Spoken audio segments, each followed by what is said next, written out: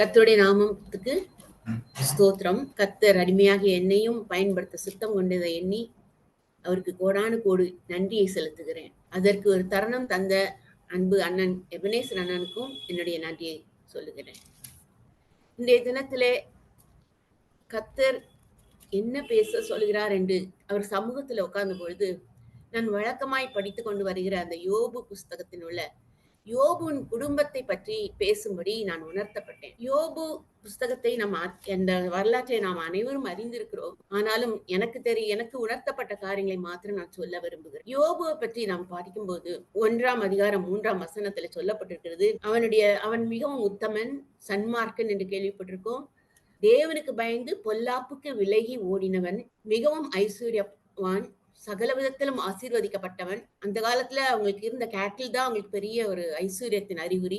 7000 ஆடுகள், 3000 ஒட்டகங்கள், 500 ஏர் மாடுகள், 500 கழுதைகள், அதற்கேற்ற அவ்வளவு வேலைக்காரர்கள், வேலைக்காரிகள், அனைத்து சம்பத்தையும் பெற்ற ஐஸ்வர்யவான். கிழக்கத்திய தேசத்திலே மிகவும் பெரியவனாக கருதப்பட்டவன் என்று சொல்லப்பட்டிருக்கிறது. அவன் மிக பெரிய ஐஸ்வர்யவானாக இருந்திருக்கிறான். அவனோட ஒரு நல்ல குடும்ப தலைவனாகவும் இருந்திருக்கிறான். ஆதியாகமம் 46:13 நம்ம பார்க்கிறோம். இசக்காரனுடைய 3வது மகனாக இருக்கலாம் என்று கணிக்கப்படுகிறது. நியாயப்பிரமாணம் மோசேக்கு கொடுக்கப்படும் முன்னமே இவர் ஒரு ஆசாரியனாக இருந்து தன் குடும்பத்தில் உள்ள பிள்ளைகளுக்காக சர்வாங்க தகன பலிகளை கர்த்தருக்கு செலுத்தி இருக்கிறான். சோ இவர் ஒரு நல்ல குடும்ப தலைவன், ஒரு பயபக்தியாய் பிள்ளைகளையும் வளர்த்தவர். அவர் ஒரு குடும்பம் சந்தோஷமாக இருக்கிறதுக்கு ஒரு அறிகுறியாக நாம் பார்க்கிறோம். ஒவ்வொரு முறைப்படியும் ஒவ்வொரு மாதமும் அவருக்கு இருந்த 7 ஆண் பிள்ளைகள், 3 பெண் பிள்ளைகள், அவருடைய குடும்பங்களிலே தங்கள் அன்பை பகிர்ந்து கொள்ளும் வண்ணம் விருந்து அளிக்கும் வழக்கம் உண்டு என்று நாம் வாசிக்கிறோம். இந்த விருந்து அளித்ததுக்கு அப்புறம் அவங்க அப்பா, அவர் குடும்ப தலைவன், அவர்கள் இருதயம் வலிவி போய் விடக்கூடாது கர்த்தருக்கு முன்பாக என்று எண்ணி 16:17 வாசிக்கிறோம். தன் நடையை காக்கிறவன் தன் ஆத்துமாவை காக்கிறான் என்று சொல்லப்பட்டிருக்கிறது. அவர்கள் ஆத்துமா காக்கப்பட வேண்டும் என்று கருத்துடன் அவர்களை அதிகாலையிலே அழைத்து அவர்களை பரிசுத்தப்படுத்தி அவருடைய இலக்கத்தின்படியே சர்வாங்க தகன பலியை செலுத்தியவன். அவ்வளவு கரிசனையாக தன் பிள்ளைகளுடைய ஆத்மா வலிவி போகக்கூடாது என்று நினைத்தவன். ஒரு குடும்ப தலைவன் தன் பிள்ளைகளுடைய படிப்பு வசதியை விட அவர்கள் ஆத்மா எப்படி இருக்கிறது என்பதை மிகவும் கருத்துடன் கர்த்தரிடம் வேண்டுகிறவர்களாக நாம் இருக்க வேண்டும். இந்த 1ஆம் அதிகாரத்துல நம்ம பார்க்கிறோம். கர்த்தருடைய சமூகத்துல தேவபுத்திரர் ஒரு முறை கூடி வந்த போது கர்த்தருக்கு எதிராக அவருடைய விசுவாசத்தை குலைக்க நினைக்கும் விழுந்து போன தேவபுத்திரனாகிய சாத்தானும் அவர்கள் நடுவில் நிற்கிறான். கர்த்தர் கேட்கிறார், நீ எங்கிருந்து வருகிறாய் என்று. அவன் சொல்கிறான், பூமி முழுவதும் உலாவி சுற்றி திரிந்து வருகிறேன். கர்த்தருடைய கண்கள் நீதிமான்கள் மேல் நோக்கமாயிருக்கிறது என்று 1 பேதுரு 3:12 நம்ம வாசிக்கிறோம். அவருடைய கண்கள் யார் மேல கருத்தா இருந்ததுன்னா, உத்தமனும் சன்மார்க்கனுமான யோபுவின் மேல் கருத்தா இருந்தது. அதனால அவர் கேட்கிறாரு, என் தாசனாகிய யோபுவின் மேல் கவனம் வைத்தாயோ? அப்ப அவன் சொல்றான், நீதான் வேலி அடைத்து வைத்திருக்கிறீரே, அவன் உத்தமன். அவரை பத்தி 2 முறை கர்த்தர் சாட்சியா சொல்லுகிறார். அது எவ்வளவு பெரிய ஒரு பாக்கியம் பாருங்க. உத்தமனும் சன்மார்க்கனும் தேவனுக்கு பயந்து பொல்லாப்புக்கு விலகி ஓடுகிறவனாகிய அவனை போல் பூமியில் ஒருவனும் இல்லை என்று சொல்லுகிறார்.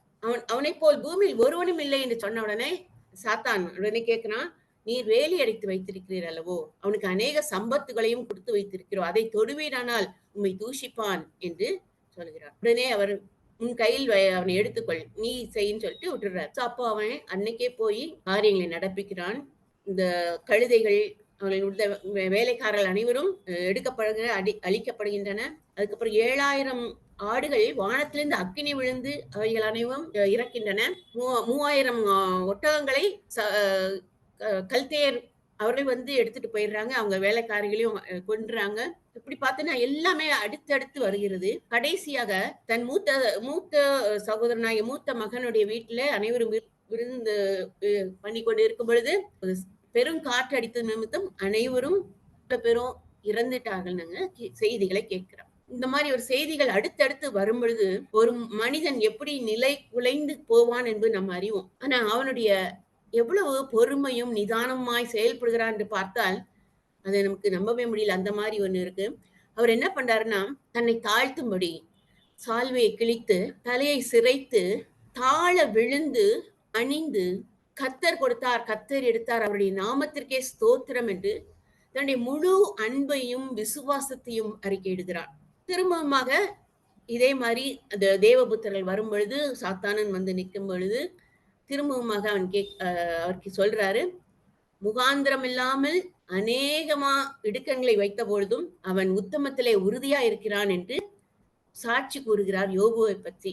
அப்பொழுது அவன் சொல்கிறான், அவன் மாம்சத்தையும் அவன் தோலையும் எலும்பையும் தொடுவீரானால் உம்மை தூஷிப்பான் என்று. இதை ஒரு சவாலாக எடுக்கிறார். சரி, உன் கையில் நான் விழுகிறேன், அவன் பிராணனை மாத்திரம் ஒன்றும் செய்து விடாதே என்று சொல்லி அனுப்பி விடுகிறார். அந்த நேரத்துல இவன் போய் உச்சந்தலையிலிருந்து உள்ளங்கால் வரைக்கும் பருக்களால் அவனை நிரம்ப வாதிக்கப்படுகிறான். அந்த அந்த இரிட்டேஷன்ல அவனால தாங்க முடியாதது.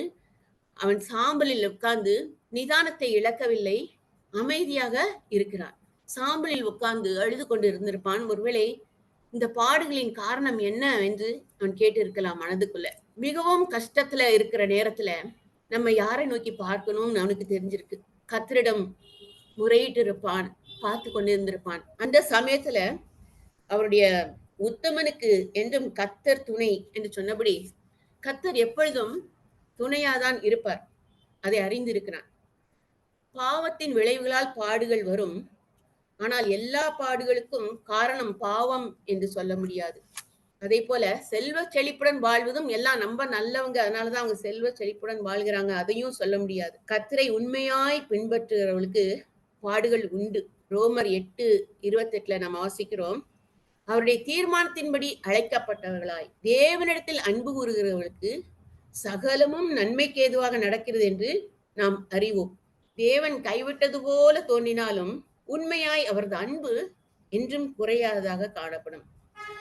அப்படி அந்த வசனத்தின்படி நடந்தவன் தான் அந்த யோபு. அநேக நேரத்துல பாடுகள் வரும் நம்மை திருத்துவதற்காக, தம்மண்டையில் திருப்புவதற்காக, பெருமைப்படாமல் இருப்பதற்காக. 2 கொரிந்தியர் 12:7-9 நம்ம பார்க்கிறோம். பவுல் சொல்கிறார், எனக்கு வெளிப்படுத்தப்பட்ட மேன்மை நிமித்தம் நான் பெருமை அடைந்து உயர்த்தாதபடிக்கு என் மாம்சத்திலே ஒரு முள் கொடுக்கப்பட்டுள்ளது. ஆனால் என் பலவீனத்திலே அவர் கிருபையும் அவர் வல்லமையும் அவர் பலனும் என் மீது ஊற்றப்படுவதால் அதை நான் சந்தோஷமாக ஏற்றுக்கொள்கிறேன் என்று சொல்வதை நாம் காண்கிறோம். பாடுகள் பெருமையினாலும் வருகிறது. கர்த்தர் நம்மளை திருத்துவதற்கு அதை பயன்படுத்துகிறார். அந்த பாடுகள் வரும் பொழுது நானும் அதை அனுபவிச்சிருக்கிறேன். அநேக தவறுகளை உணர்ந்திருக்கிறேன். கர்த்தரிடம் மனம் திரும்பி நான் கேட்டிருக்கேன், இன்னும் திருந்தணும்னு நினைச்சிட்டு இருக்கேன். தேவன் நம்முடன் இருக்கிற போதிலும் அவர் தமது திட்டங்களை நமக்கு முன் அறிவிப்பதில்லை. உத்தமனாகிய யோபுவுக்கு கூட தான் படுகிற பாட்டின் காரணம் என்னவென்று தெரியவில்லை, காரணமும் அறிவிக்கப்படவில்லை. ஆனால் அவன் எப்படி சகித்துக் கொள்கிறான் பாருங்க. யோபு 23:10 சொல்லியிருக்கு, நான் போகும் வழியை அவர் அறிவார், அவர் என்னை சோதித்த பின் நான் பொன்னாக விளங்குவேன் என்கிறான். சோ எவ்வளவு ஒரு கான்பிடன்ஸ், எவ்வளவு ஒரு அசைக்க முடியாத ஒரு விசுவாசம் அவனுக்கு இருந்திருக்கு பாருங்க. இந்த குடும்பத்துல 10 பிள்ளைகள், ஆடு மாடுகள், கழுதைகள், வேலைக்காரர் அனைத்தையும் இழந்து பருக்களின் வாதையில் அவதிப்பட்டு கொண்டிருக்க தன் கணவனை, இருந்தால் என்ன இல்லாவிட்டால் என்ற அந்த நிலைமைக்கு வந்துவிட்ட ஒரு மனைவி என்ன சொல்றா பாருங்க, நீர் இன்னும் உம்முடைய உத்தமத்தில் உறுதியாய் நிற்கிறீரோ, தேவனை தூஷித்து ஜீவனை விடும் என்கிறார். இதே வார்த்தை தான் கர்த்தர் சொல்லும்போது சாத்தான் சொல்றான், அவன் வந்து எவ்வளவோ பாடுகள் வந்தும் காரணம் இல்லாமல் அவனுக்கு நிறைய பாடுகள் வந்தாலும் அவன் உத்தமத்திலே உறுதியா இருக்கிறான் என்று சாட்சி சொன்னது நிமித்தம் அதே வார்த்தையை இவளும் பயன்படுத்துகிறான். நீர் இன்னும் உம்முடைய உத்தமத்தில் உறுதியாய் நிற்கிறீரோ, தேவனை தூஷித்து ஜீவனை விடும் என்கிறார். அதற்கும் தேவன் கையிலே நன்மை, அதுக்கு என்ன சொல்றேன்னா, தேவன் கையிலே நன்மையை பெற்று நாம் தீமையை பெறாமல் இருக்க முடியுமான்னு. சோ இதெல்லாம் பாத்தீங்கன்னா யாராலையும் இருக்க முடியாது. அந்த அளவுக்கு அவன் அவ்வளவு ஒரு பேர் பெற்றவனாக இருந்திருக்கிறான். யோபு தன் உதடுகளினால் பாவம் செய்யவில்லை என்று சொல்லப்பட்டிருக்கு. அடுத்ததாக அவனுக்கு நெருங்கிய நண்பர்கள், ஒருவேளை நல்ல வசதியாக இருக்கும்போது வந்திருந்த நண்பர்கள், அந்த 3 சிநேகிதர்களும் வராங்க. வந்து உருவழிந்து அகோரமான நிலையில் இருக்கும் அந்த யோபுவை பார்க்கிறாங்க. பார்த்து துக்கம், மகா துக்கம் என்று அழுது அவர்களும் தரையில உட்கார்ந்து தங்களுடைய துக்கத்தை பகிர்ந்து கொள்ளும் வண்ணம் 7 நாள் அமைதியாக இருந்தார்கள் என்று சொல்லப்பட்டிருக்கிறது. 8வது நாள் யோபு என்ன காரணம்? ஏன் இப்படி பாதிக்கப்படுறோம்? ஒருவேளை அவனுடைய தாங்க முடியாத தன்மையில தன்னுடைய பிறந்த நாளை சபிக்கிறான். பிறந்த நாளை சபித்து, நான் பிறவாதிருந்தால் நல்லா இருக்கும்னு சொல்லி சபிக்கிறான். அப்பொழுது அவனுடைய நெருங்கிய நண்பனான எலிப்பாஸ் என்பவன் சொல்றான். 4ஆம் அதிகாரம் 3, 4 வசனங்களில நம்ம பார்த்தோம்னா, இதோ நீர் அநேகருக்கு புத்தி சொல்லி இளைத்த கைகளை திடப்படுத்தினீர். விழுகிறவனை உம்முடைய வார்த்தைகளால் நிற்க பண்ணி தள்ளாடுகிற முழங்கால்களை பலப்படுத்தினீர். இப்பொழுதோ துன்பம் உமக்கு நேரிட்டபடினால் ஆயாசப்படுகிறீர். அது உம்மை தொட்டதினால் கலங்குகிறீர். உம்முடைய தேவ பக்தி உம்முடைய உறுதியாயும் உம்முடைய வழிகளின் உத்தமம் உம்முடைய நம்பிக்கையாயும் இருக்க வேண்டியதல்லவோ என்று சொல்லுகிறார். அநேக நேரங்கள்ல நான் கூட ஜெபிச்சிருக்கேன். ஒரு சிலர் இந்த பிரேயர் பாயிண்ட்ஸ்க்காக இது ரொம்ப ஈஸியா ஜெபம்னுங்க, கர்த்தர் உங்களுக்கு சுகம் கொடுத்துருவாரு அது இதுன்னு நான் சொல்லியிருக்கேன். ரொம்ப அந்த அளவுக்கு மனசுல அத பாரமா ஏத்துக்காம ரொம்ப லைட்டா எடுத்து சொல்லியிருக்கேன். அதாவது நான் உணர்த்தப்பட்டேன் அதுக்கப்புறம். அவங்க எவ்வளவு ஒரு பாடுகள் மத்தியில வந்திருப்பாங்க அப்படின்னு சொல்லி, கர்த்தருடைய சகாயத்தை பெறுவதற்கு அவர்களை கர்த்தரை நோக்கி பார்க்க வேண்டும் என்பது நம்ம அறிவிக்கணும். இதே மாதிரி இவங்கள என்ன சொல்றாங்கன்னா, இந்த மனுஷன் தேவனை பார்க்கிலும் நீதிமானோ, மனுபுத்திரனை தன்னை உண்டாக்குனவர் பார்க்கிலும் சுத்தமாய் இருப்பானோ அப்படின்னு சொல்லி, நீங்க ஏன் இப்படி புலம்புகிற சபிக்கிறங்கிறதுக்காக, அந்த மாதிரி சபிக்க கூடாதுங்கிறதுக்காக அந்த நண்பன் அப்படி சொல்லுகிறான். அடுத்தது இன்னொரு நண்பன் வருகிறான். ஆனா இவர் யோபு என்ன பதில் சொல்றான்னா, 6ஆம் அதிகாரம் 24, 25ல பார்த்தோம்னா, எனக்கு உபதேசம் பண்ணுங்கள், நான் மௌனமாய் இருப்பேன். நான் எதிலே தவறினேனோ அதை எனக்கு தெரியப்படுத்துங்கள். செம்மையான வார்த்தைகளில் எவ்வளவு வல்லமை உண்டு. உங்கள் கடிந்து கொள்ளுதலினால் காரியம் என்ன? சோ நம்ம ரொம்ப துக்கத்துல இருக்கும்போது யாராவது கடிந்து கொண்டா நம்மளால தாங்கிக்கவே முடியாது. இவன் நண்பர்கள் எல்லாம் அவங்க இப்படி பண்றாங்களேன்னு சொல்லிட்டு அவனுக்கு ரொம்ப வருத்தமா இருக்குது. அப்புறம் தேவரீர் 7ஆம் அதிகாரம் 21ஆம் வசனத்துல பார்த்தோம்னா, தேவரீர் என் மீறுதலை நீர் மன்னியாமலும் என் அக்கிரமத்தை நீக்காமலும் இருக்கிறது என்ன? இப்பொழுதே மண்ணில் படுத்துக் கொள்வேன் என்று தன்னைத்தானே அங்கலாய்த்துக் கொள்ளுகிறார். அப்பொழுது பில்தாத் என்ற இன்னொரு நண்பன் வர்றான். அவன் அங்கதான் இருக்கிறவன் சொல்றான், யோபுவை குறை கூறும் மன்னம் என்ன சொல்றான்னா, தேவன் நியாயத்தை புரட்டுவாரோ? ஏதோ ஒரு தப்பு பண்ணிருக்க, அதுதான் அவனுக்கு இந்த மாதிரின்ற மாதிரி சொல்றாரு. நீர் தேவனை ஏற்கனவே தேடி செம்மையாய் இருந்தீர் என்றால் அப்பொழுது அவர் உமக்காக விழித்து நீதி செய்வார்.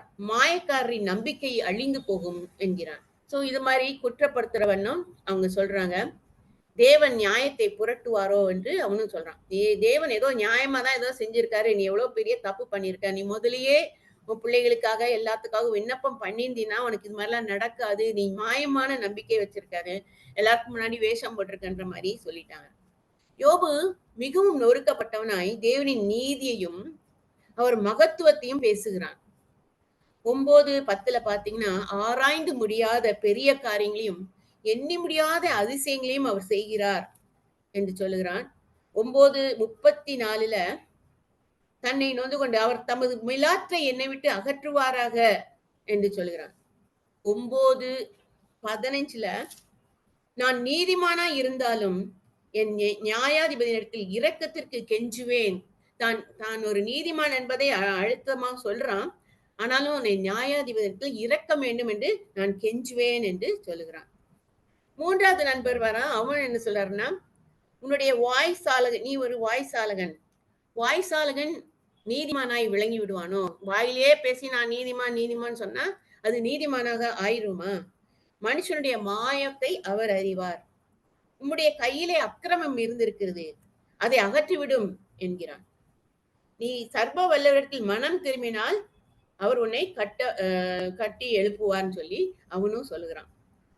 சோ இப்படியாக ஒவ்வொருவரும் சொல்லுகிற காரியங்கள் மனதை மிகவும் பாதிக்கின்றது. ஏன்னா காரணம் அறியவில்லை. யோபு 13:4 சொல்லப்பட்டிருக்கு, நீங்கள் பொய்யை பிணைக்கிறவர்கள், நீங்கள் காரியத்துக்கு உதவாத வைத்தியர்கள் என்று அவர்களை தான் நொந்து கொள்கிறார் இவன் யோபு.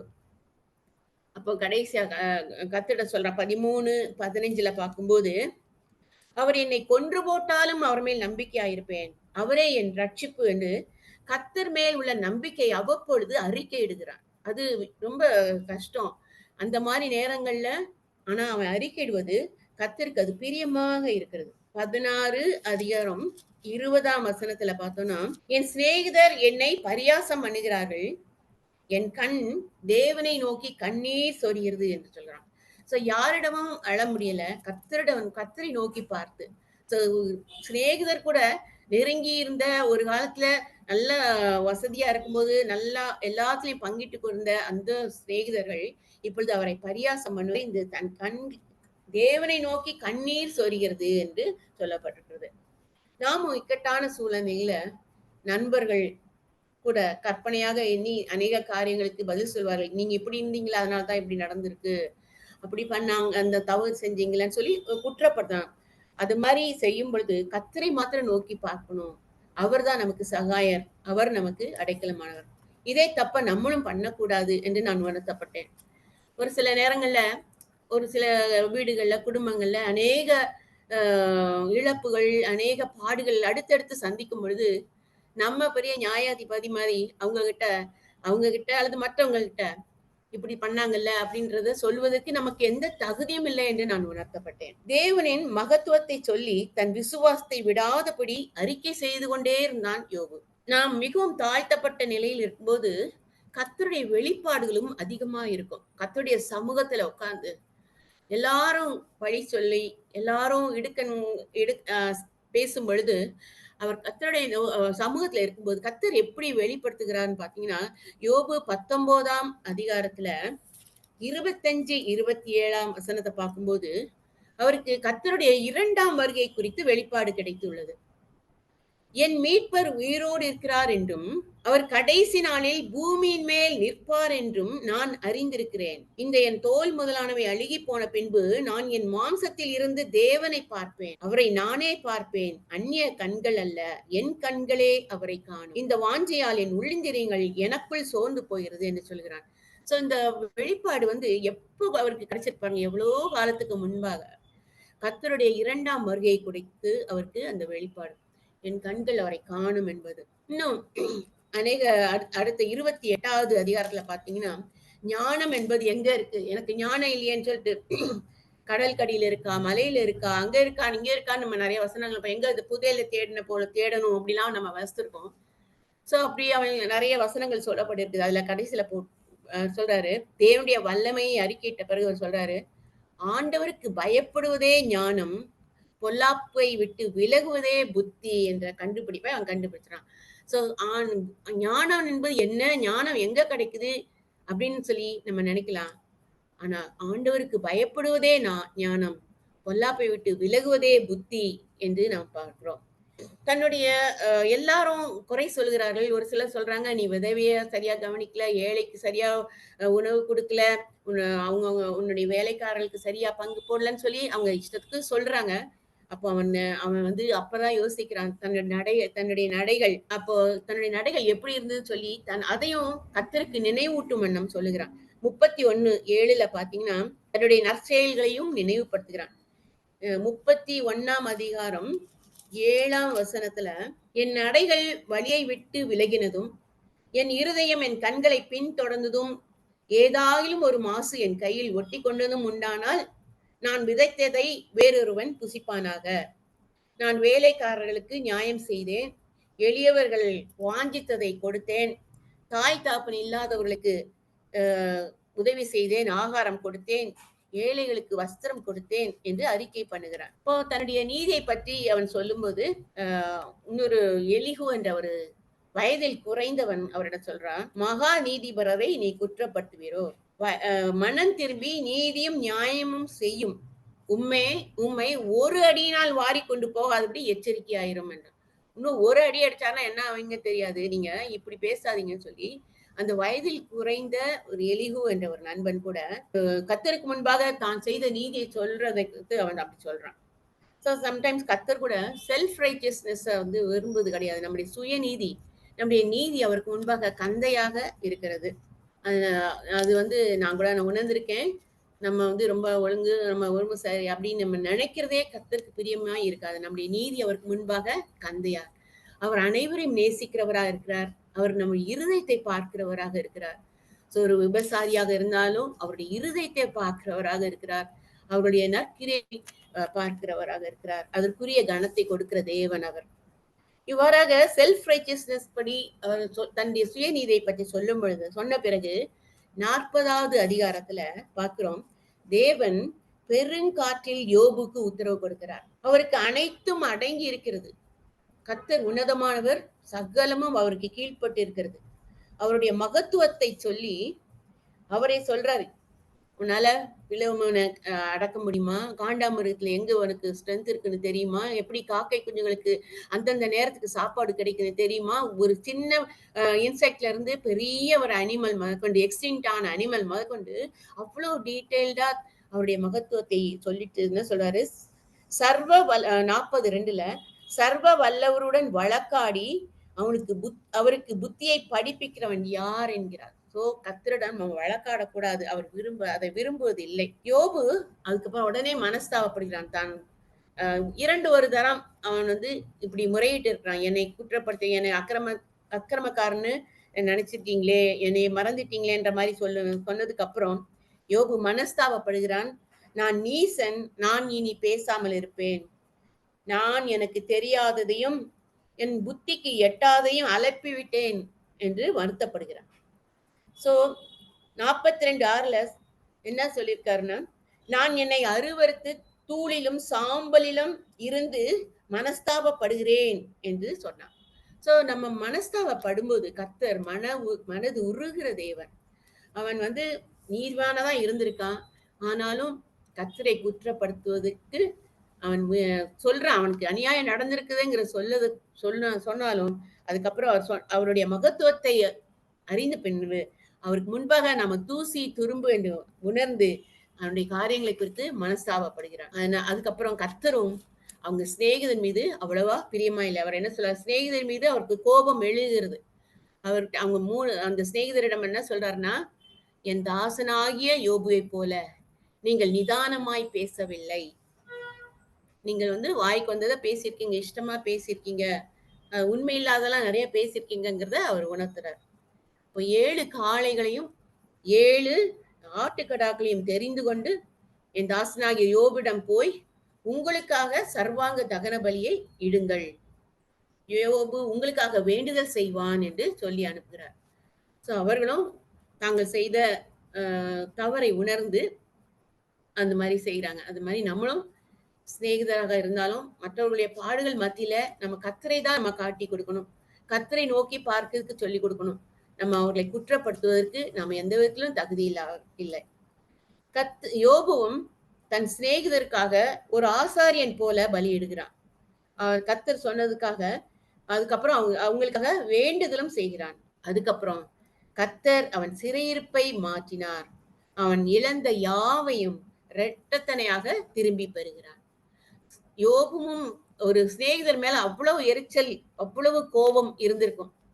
அவங்களுக்கு அவர் விண்ணப்பிக்கணும்னு சொல்லி விரும்புறார். நம்முடைய மனசை புண்படுத்தினவர்களை குறித்தோ நாம் என்ன பண்ணக்கூடாதுன்னா, அவர்களை பற்றி கோபப்படுவதோ எரிச்சல் படுவதோ இல்லாதபடி அவர்களுக்காக கர்த்தரிடம் மன்றாட வேண்டும், அவர்களுக்காக விண்ணப்பிக்க வேண்டும், அவர்களுக்காக பலிகளை செலுத்த வேண்டும் என்று நாம் இதுல படித்துக்கலாம். குடும்பஸ்தனாகிய யோபும் தான் இழந்த 10 பிள்ளைகளையும் திரும்பி பெற்றான். இரட்டத்தனையான ஆடு மாடுகள் 7000னா 14,000, 3000 ஒட்டகங்கன்னா 6000 ஒட்டகம், அப்படி கரெக்டா டபுள் இது கிடைக்கும். அதுக்கப்புறம் அவன் 140 வருஷம் உயிரோடு இருந்து 4 தலைமுறைகளை கண்டான் என்று பார்க்கிறோம். அவனுடைய நீடிய பொறுமை, உத்தமம், உறுதியான விசுவாச வாழ்க்கை, இதன் மூலம் அவன் வெற்றியை அடைந்திருக்கிறான். யாக்கோபு 5:11 நம்ம வாசிக்கிறோம், யோபுவை குறித்து சொல்லப்பட்டிருக்கிறது, இதோ பொறுமையா இருக்கிறவர்களை பாக்கியவான்கள் என்கிறோமே, யோபுவின் பொறுமையை குறித்து கேள்விப்பட்டிருக்கிறீர்கள், கர்த்தரின் செயலின் முடிவையும் கண்டிருக்கிறீர்கள். கர்த்தர் மிகுந்த உருக்கமும் இரக்கமும் உள்ளவராய் இருக்கிறாரே என்று சொல்லப்பட்டிருக்கிறது. கர்த்தர் மிகுந்த உருக்கமும் இரக்கமும் உள்ளவராய் இருக்கிற தேவன்.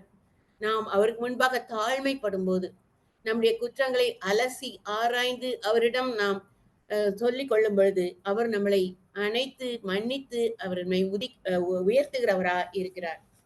இந்த யோபுடைய வாழ்க்கையில நாம் கற்றுக்கொள்ள வேண்டிய காரியங்கள் என்னன்னு பார்த்தோம்னா, மனுஷனுடைய புகழ், மனுஷனுடைய பதவி, மனுஷனுடைய செல்வம் எல்லாம் நிரந்தரமற்றது. அவர்களுடைய புகழை நம்பினோம்னா நாம மாய்த்துக் கொள்வோம். கர்த்தர் நம்மை புகழ்கிறவர்களாக நாம் இருக்க வேண்டும். கர்த்தர் நம்மை புகழ்கிற சாட்சி கொடுக்கிறவர்களாக நம்முடைய வாழ்க்கை இருக்க வேண்டும். யோபு தன் பிள்ளைகளை ஆத்துமாவை குறித்து கரிசனையோடு பாரப்பட்டு பலிகளை செலுத்தினான் என்று சொன்னது போல, நாமும் நம் பிள்ளைகளுடைய ஆத்துமாக்காக கரிசனையுடன் கர்த்தருடைய சமூகத்துல நாம் தாழ்த்தி பலிகளை செலுத்தி இருக்க வேண்டியது அவசியமாய் இருக்கிறது. பாடுகளின் மத்தியில யோபுவை போல கர்த்தரின் மகத்துவத்தை பேச வேண்டும். அவர் முந்தைய காலங்களில் நமக்கு செய்த அற்புதங்களை கூறி நன்றி செலுத்த வேண்டும். அடுத்து நண்பர்கள், நம் சொந்தக்காரர்கள் நம்மை துக்கப்படுத்தும்படி பேசினாலும் நிதானமாய் இருந்து அவர்களுக்காக கர்த்தரின் சமூகத்தில் விண்ணப்பிக்க வேண்டும். எவனை விழுங்கலாம் என்று சுற்றி திரியும் சாத்தானை ஜெயிக்க நாம் கர்த்தரால் வேலி அடைக்கப்பட வேண்டும். கர்த்தரால் வேலி அடைக்கப்பட வேண்டும் என்றால் நாம் உத்தமனாகவும் சன்மார்க்கனாகவும் இருக்க வேண்டும். நம்மளால இருக்க முடியாது. we should get connected with God all the time. நம்ம சார்ஜ்டா எப்பயும் கனெக்டடா இருந்தோம்னா நம்ம நிறைய காரியங்கள்ல வெற்றி அடைய முடியும். நாம் நம் குற்றங்களுக்காக மனஸ்தாபப்பட்டு கர்த்தரின் சமூகத்தில் நம் மனம் திரும்பி தாழ்த்தும் போது அவர் நமது பக்கமாய் செயலாற்றுகிறவராக இருக்கிறார். நம்மை ஆசீர்வதிக்கிறார். நம்முடைய சுய நீதி அநேக நேரத்துல கர்த்தருக்கு பிரியமில்லாததாக இருக்கிறது. நம்முடைய நீதி அவருக்கு முன்பாக கந்தையாக இருக்கிறது. அதை நாம் உணர்ந்து கொள்ளணும். பாடுகள் நம்மை கிறிஸ்துவுடன் நெருங்கி ஜீவிக்க போது உதவும். ஆண்டவராகிய கர்த்தருக்கு பயப்படுவே ஞானம் என்று அறிந்து கொண்டபடி நம் பாடுகள் மத்தியில கூட நிறைய லெசன்ஸ் நம்ம படிக்க வைப்பார் கர்த்தர். நிறைய காரியங்களை மற்றவர்களுக்கு எடுத்து சொல்வதற்கு உதவி செய்வார். இந்த 2ஆம் வருகை குறித்து கூட அவனுக்கு வெளிப்பாடு அந்த நேரங்கள்ல தான் கிடைச்சிருக்கு. இந்த மாதிரி நம்மளும் கர்த்தருடைய சமூகத்துல இருந்து பாடுகள் மத்தியில இருந்தாலும் கூட அவ்வப்பொழுது நம்ம பாடுகளை சந்திக்கும் பொழுது கர்த்தரை நம்ம இருக பற்றி கொண்டு இருக்கும்போது நமக்கு நிறைய காரியங்களை அவர் போதிப்பார், வெளிப்படுத்துவார். அநேகருக்கு நாம் சாட்சியாக இருக்க முடியும். கர்த்தருடைய நாமத்துக்கே மகிமை உண்டாவதாக.